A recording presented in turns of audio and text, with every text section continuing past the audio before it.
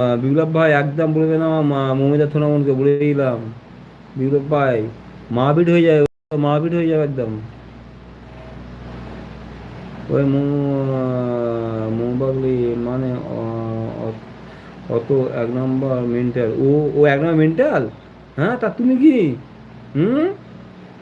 আমার মৌমিতা সোনামন মেন্টাল? তুমি তাহলে ডবল মেন্টাল। আমার মৌমিতা সোনামন মেন্টাল। বিপ্লব বাবা, হ্যাঁ।